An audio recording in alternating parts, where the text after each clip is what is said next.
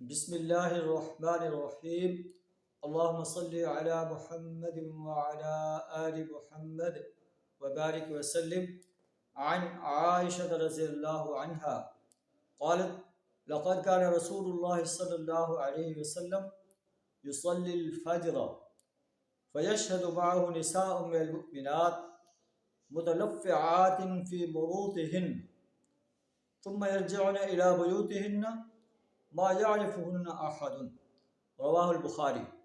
حضرت عائشہ رضی اللہ تعالیٰ عنہ بیان کرتے ہیں کہ نبی صلی اللہ علیہ وسلم جب فجر کی نماز پڑھتے تھے تو آپ کی نماز باجماعت کے ساتھ فیشہد معہ نساء من المؤمنات، مومنین خواتین بھی آپ کی نماز میں جو ہے وہ شریک ہوتی تھیں. متلفعات فی مروطہن، اپنی چادروں میں لپٹی ہوئی، با پردہ ہو کر جو ہے نماز کے لیے آتے تھے. تو اسلام کے اندر بے پردہ عورت کا کوئی تصور نہیں ہے. نماز پڑھنے کے لیے آئی ہیں تو با پرد ہو کر آئیں، گھر سے باہر نکلتی ہیں تو با پرد ہو کر نکلیں، اور کسی کام کے لیے نکلتی ہیں تو با پرد ہو کر نکلیں. بے پردہ عورت اور مومنہ عورت کا جو ہے باہر پردے کے بغیر نکلنا، ننگے سر ننگے چہرے کے ساتھ نکلنا، اس کا کوئی تصور نہیں ہے. اللہ کا قرآن کہتا ہے: یا ایھا النبی قل لازواجک و بناتک و نساء المؤمنین یدنین علیہن من جلابیبہن. اے نبی صلی اللہ علیہ وسلم، قل لازواجک، اپنی بیویوں کو کہہ دیں، و بناتک، اور بیٹیوں کو کہہ دیں، و نساء المؤمنین، اور مومنین کی عورتوں کو کہہ دیں، یدنین علیہن من جلابیبہن، اپنی چادروں کے پلو جو ہیں اپنے اوپر لٹکا لیا کریں جب وہ گھروں سے باہر نکلیں. ذالک ادنیٰ ان یعرفن فلا یؤذین، یہ زیادہ قریب ہے کہ وہ پہچان لی جائیں کہ یہ عزت مآب خواتین ہیں، کوئی بازاری خواتین نہیں ہیں.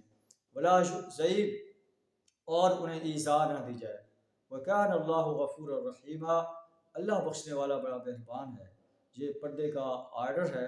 اس سے پہلے جو پردے کا آرڈر جب نہیں تھا تو اللہ اس کو معاف کرنے والا ہے. تو آج کے معاشرے کے اندر عورت کے لیے پردے کا کوئی تصور نہیں ہے. آپ بازاروں میں جا کر دیکھیں، شہروں میں جا کر دیکھیں، جب بھی خواتین جو ہے گھروں سے نکلتی ہیں تو بن ٹھن کر نکلتی ہیں، چست لباس پہن کر نکلتی ہیں، اور جو ہے ان کے جسم کے اعضاء جو ہیں وہ جھلک رہے ہوتے ہیں. اللہ تعالیٰ کے رسول صلی اللہ علیہ وسلم نے ایسی عورتوں پر لعنت فرمائی ہے.